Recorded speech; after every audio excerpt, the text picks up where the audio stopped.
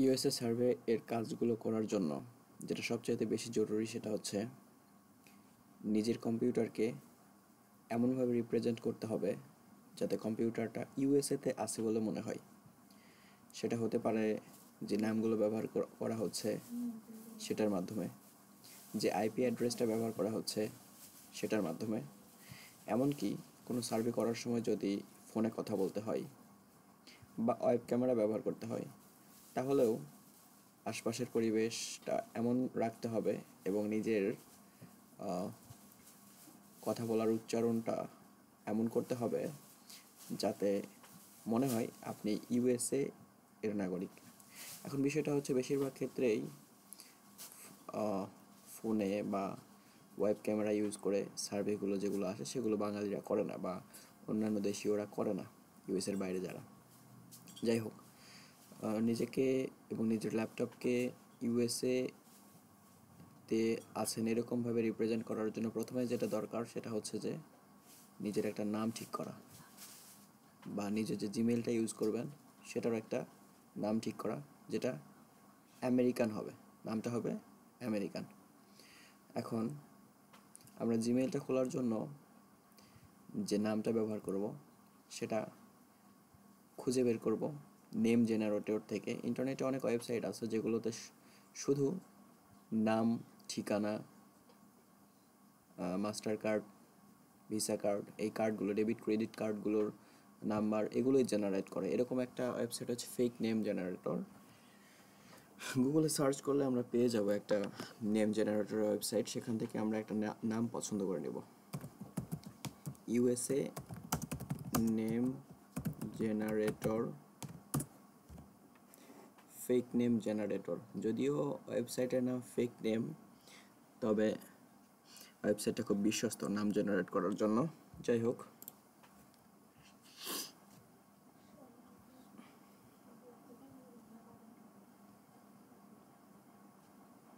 Fake name generate করার জন্য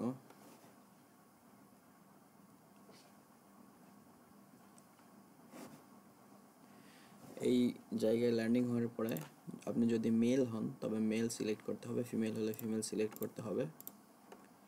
name set অবশ্যই আমেরিকান, কান্ট্রি অবশ্যই ইউনাইটেড স্টেটস। জেনারেটসে ক্লিক করলে রবার্ট চার্লস একটা আসছে, আরও আসতে পারে রিকি শেরার। যদি ফিমেল জেনারেট করা হয় সেক্ষেত্রে অ্যালিসন হার্নান্দেজ, লুসি, এটা কি এমসি সয় এরকম কিছু একটা। যাই হোক, আমি ফিমেল একটা নাম জেনারেট করব, জজ নিক্সন নামটা মোটামুটি হ্যাঁ ভালো, জজ নিক্সন। ওকে, এটা আমরা ব্যবহার করতে পারি। এখন এই জজ নিক্সন নামটা ব্যবহার করে এই মাঝখানের মিডল নেমটা আমরা ইউজ করব না। জজ নিক্সন নামটা ব্যবহার করে আমরা একটা জিমেইল তৈরি করব। জিমেইল ক্রিয়েট করার জন্য জিমেইল সাইন আপ, এই যে accounts.google.com/signup। জিমেইল সাইন আপে প্রথমেই ব্যবহার করতে হবে ফার্স্ট নেমটা, অর্থাৎ জোজ, লাস্ট নেম হচ্ছে চার্লস নাকি নিক্সন।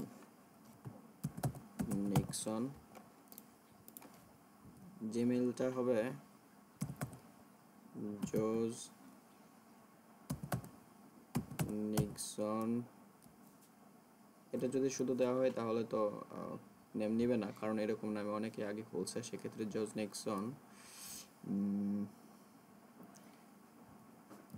ওয়ার্ল্ড দেওয়া যেতে পারে, দেখা যাক সেটা নেয় নাকি। আমরা একটা পাসওয়ার্ড দিব। পাসওয়ার্ড চয়েসের ক্ষেত্রে অবশ্যই সবসময় এমন একটা পাসওয়ার্ড চয়েস করতে হবে যেটাতে নাম্বার থাকবে, স্মল লেটার থাকবে, বড় হাতের অক্ষর থাকবে এবং একটা সাংকেতিক চিহ্নও থাকবে। আপনারা সম্ভবত বুঝতে পেরেছেন। এখানে হয়তো কোনো ম্যান্ডেটরি নাই, কিন্তু কিছু কিছু ওয়েবসাইট আছে যেগুলোতে এই বিষয়গুলো ম্যান্ডেটরি থাকে। একটা স্মল লেটার, একটা বিগ লেটার, বড় হাতের অক্ষর আর কি, যেটা সেটা একটা সাংকেতিক চিহ্ন, একটা অক্ষর সহ মিনিমাম 6টা বা 8টা বা 9টা ক্যারেক্টার থাকতে হয়। যাই হোক, এখানে একটা পাসওয়ার্ড আমি দিচ্ছি।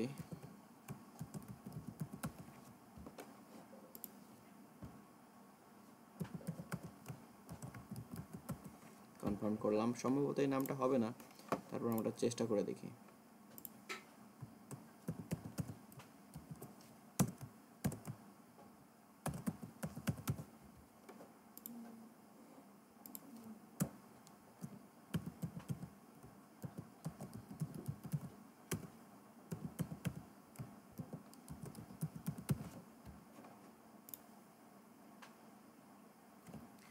জোজ নিক্সন ওয়ার্ল্ড, আমার তো মনে থাকবে না। নাম্বার একটা বাংলাদেশি নাম্বার দিচ্ছি।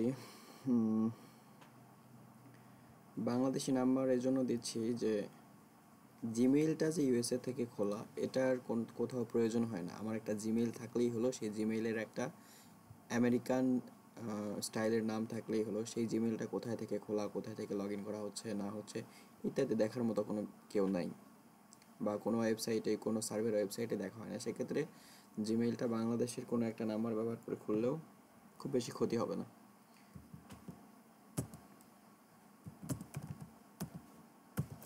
নাম্বারটা দেওয়ার পর একটা ভেরিফিকেশন কোড যাবে।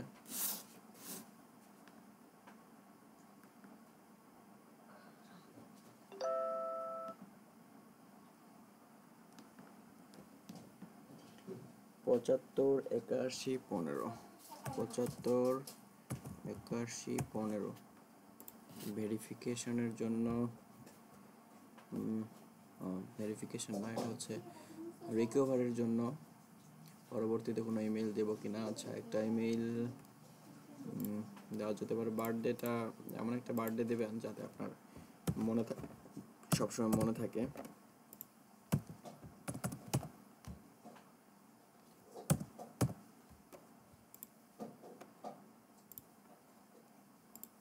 রিকভারি একটা ইমেল দিয়ে রাখা ভালো।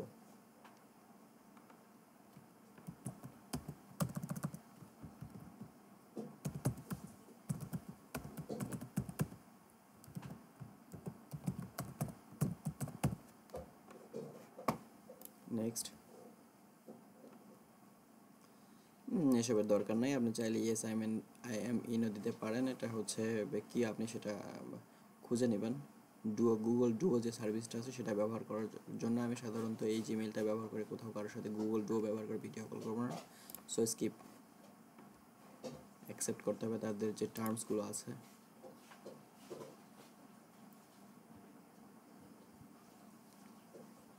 এই তো আমার জিমেইলটা ওপেন হয়ে গেছে।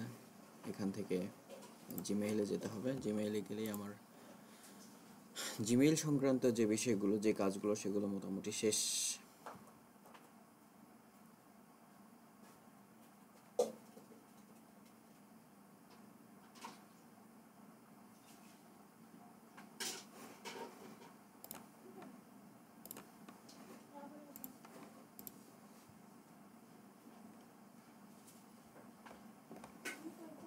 ওকে, জিমেইল সংক্রান্ত আর কোনো কিছুর প্রয়োজন এই মুহূর্তে নেই। এর পরবর্তী স্টেপ পরবর্তী ভিডিওতে দেখানো হবে।